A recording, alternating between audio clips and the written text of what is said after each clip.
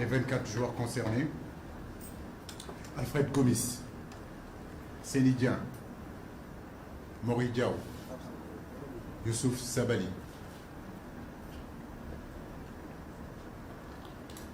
Kalilou, Ismaël Jacob, Abdallah Dour,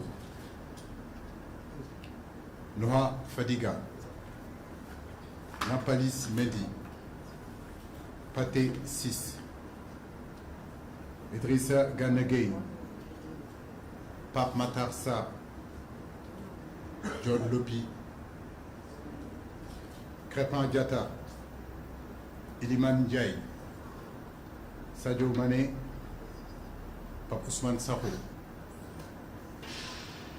Bamba Dian, Boulaye Dia et Habib Diallo. Voilà les 24 joueurs qui sont concernés pour ces 3e et 4e journées. Comme vous le savez, depuis la Coupe du Monde jusqu'à présent, il y a eu quand même pas mal de difficultés au niveau de nos joueurs. Noah Fadiga, j'ai oublié, voilà, ce qui fait 24 joueurs. Beaucoup de joueurs n'ont pas eu beaucoup de temps de jeu depuis pratiquement tout le mois de janvier. À partir du mois de février, il y a eu du mieux. Début mars, il y a eu du mieux. On a retrouvé un peu plus de temps de jeu. En réalité, ce sont des difficultés qui sont là depuis avant la Coupe du Monde. Et après Coupe du Monde, ça a été aussi le cas. Mais la satisfaction aujourd'hui, c'est que depuis quelques temps, on sent quand même partout que nos joueurs retrouvent un peu plus de temps de jeu et un peu plus de performance avec leur club. Et ça, c'est très intéressant pour ces 2 matchs-là. Merci, coach. À présent, nous allons ouvrir une liste pour ceux qui souhaiteraient poser des questions ou bien apporter quelques contributions.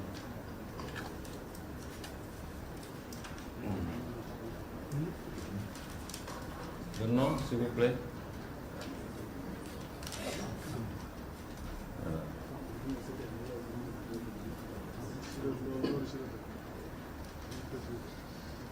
Des questions?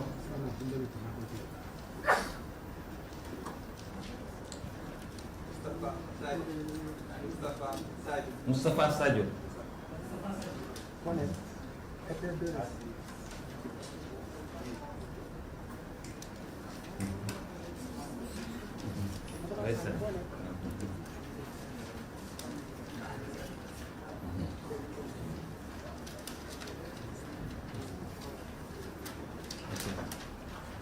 Suivant. Ok.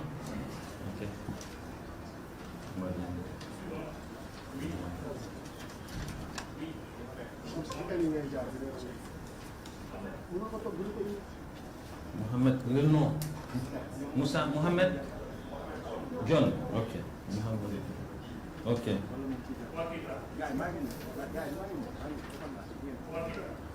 Oui, c'est Oumar Keïta. Ok.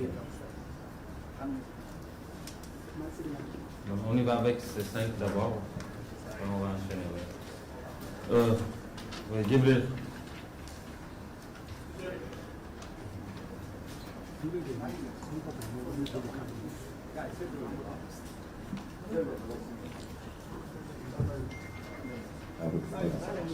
Voilà, bonjour tout le monde.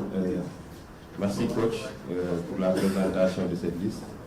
Maintenant, moi, ma préoccupation va intéresser surtout Sadio Mané.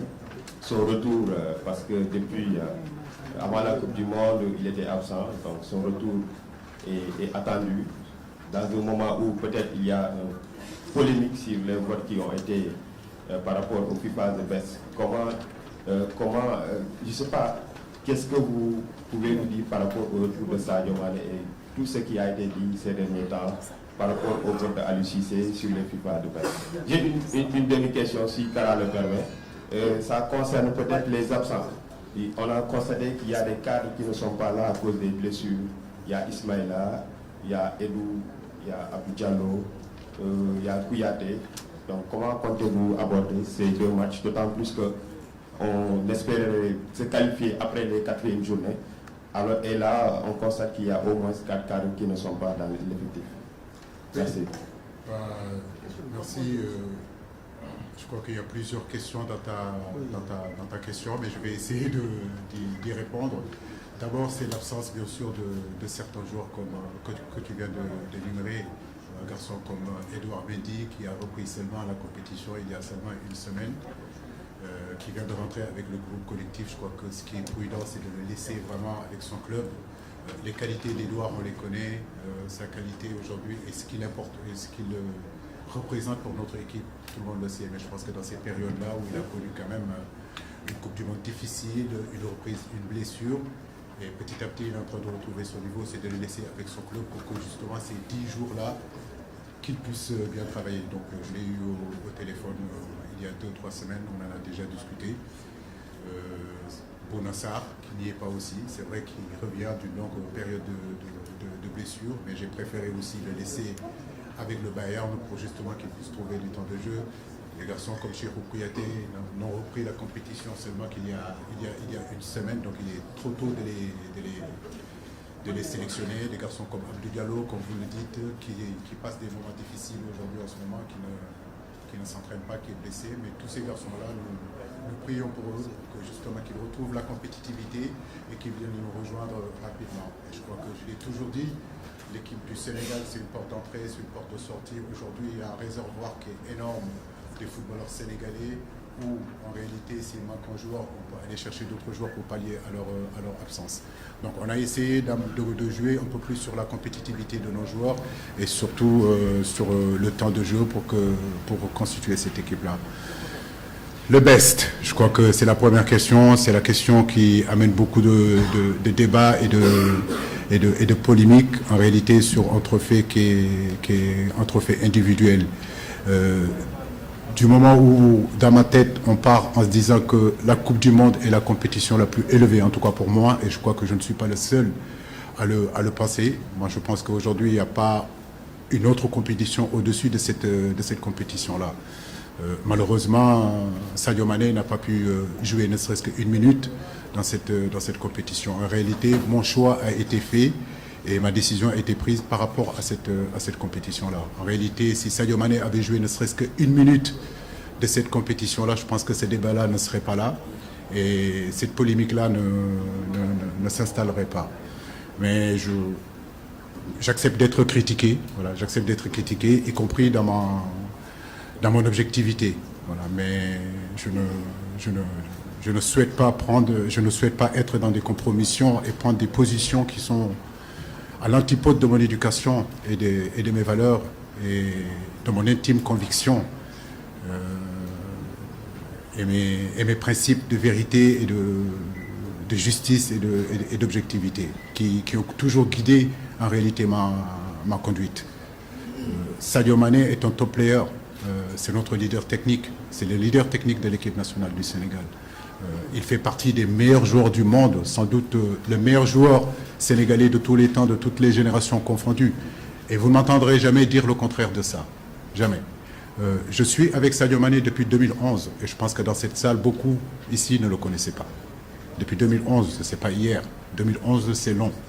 Donc au fur et à mesure du temps, j'ai noué une relation humaine positive qui dépasse toutes les clichés et qui se fonde en réalité sur la sincérité et la loyauté. Ce qui m'importe aujourd'hui, c'est la santé de Sadio Mané. C'est quelqu'un qui est resté quand même pratiquement 3 mois sans jouer. Sa santé m'intéresse. Ce qui m'intéresse aujourd'hui, c'est les performances de Sadio Mané, que ce soit avec le Bayern, que ce soit avec notre équipe nationale. Ce qui m'importe aujourd'hui, c'est la progression régulière, semaine par semaine, week-end par week-end, d'un garçon qui est resté quand même assez longtemps pour que justement, dans un avenir proche, devenir le meilleur joueur du monde. Et je sais qu'il en est capable. Mon soutien et ma considération pour Sadio Mané et pour les autres joueurs restent intacts. Et rien, je dis bien rien, ne peut embraler, rien ne peut entacher cette relation, qui est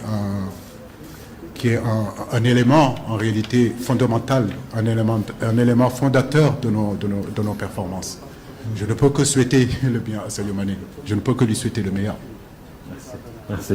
Voilà. Merci. Nous